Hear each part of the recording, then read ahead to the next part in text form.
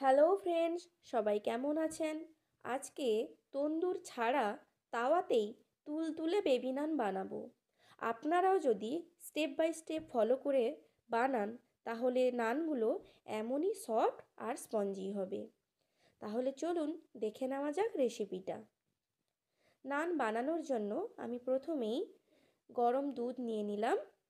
এখানে আমি 1.5 কাপ উষ্ণ গরম দুধ নিয়েছি।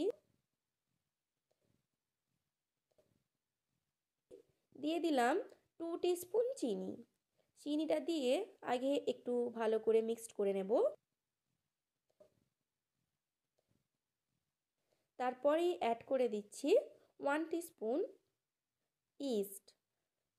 ইস্টটা দিয়ে ফার্স্ট ভালো করে একটু মিক্সড করে নেব।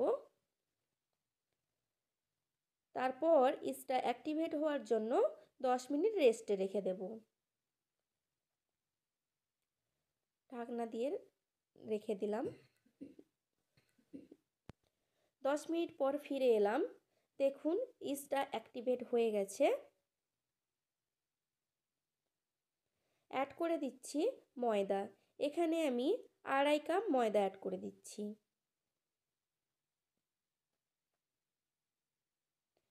টেস্ট মতো লবণ দিয়ে ময়দাটা মেখে নেব। ময়দাটা খুব সফটভাবে মাখাতে হবে। দেখুন ময়দাটা মেখে একটা ডো রেডি করে নেব। ডোটা এইভাবে একটু স্টিকি হবে। ডোটা রেডি করে নিয়ে আবারও 1 থেকে 1.5 ঘন্টার জন্য রেস্টে রেখে দেব।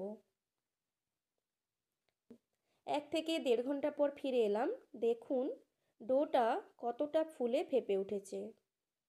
আবারও ময়দাটা ভালো করে মেখে নেব। যদি ডোটা খুব স্টিকি মনে হয় তাহলে অল্প একটু ময়দার গুঁড়ি ছড়িয়ে ভালো করে মেখে নেব। দেখুন রেডি হয়ে গেছে ডোটা। এবার একটা ছুরি দিয়ে কাট করে নেব। দেখুন এভাবে লম্বাটে করে ছুরি দিয়ে ছোট ছোট করে কাট করে নিচ্ছি।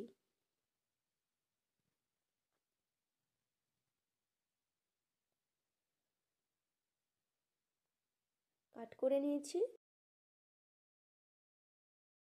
এরপর লেচিটা রেডি করে নেব। একটা ডো নিয়ে নিয়েছি। এইভাবে একটু স্প্রেড করে দিয়ে তারপর চারদিক থেকে এভাবে হালকা করে মুড়ে দেব।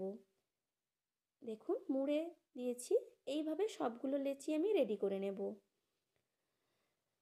দেখুন এখানে আমি কিছুটা আমুল বাটার নিয়ে নিয়েছি। গার্নিশিংয়ের জন্য কিছুটা ধনেপাতা ফাইনলি চপ করে নিয়েছি। এই বাটারটা এবার মেল্ট করে নেব। এরপরেই লেচিগুলো বেলে নেব। এই লেচিগুলোকে ছোট রুটির মতো শেপে বানিয়ে নেব। তবে এই রুটিগুলো বেশ মোটা মোটা করে বানাতে হবে। খুব একটা বেশি পাতলা করলে নানগুলো ভালো লাগে না। দেখুন বেলে নিয়েছি। এবার একটা ফ্রাইং প্যান নিয়ে নিয়েছি। বেলে রাখা নানটা দিয়ে দিলাম। একটা সাইড হালকা ভাজা হয়ে গেলে উল্টে নেব। এবার এইভাবে একটু হালকা চেপে চেপে ভেজে নেব।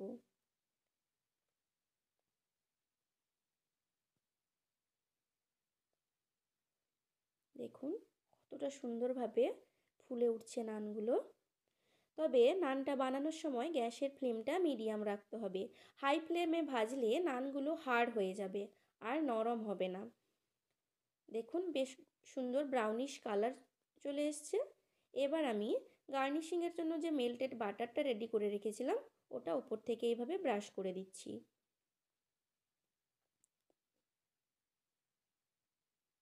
ব্রাশ করে দিয়েছি। দেখুন রেডি হয়ে গেছে নরম তুলতুলে বেবি নান। এইভাবেই আমি সবগুলো নান বানিয়ে নেব। সবগুলো নান আমার বানানো হয়ে গেছে। এবার আমি সার্ভ করে নিচ্ছি। দেখুন কতটা সফট হয়েছে নানগুলো। হাতের মুঠোর মধ্যে চলে আসছে।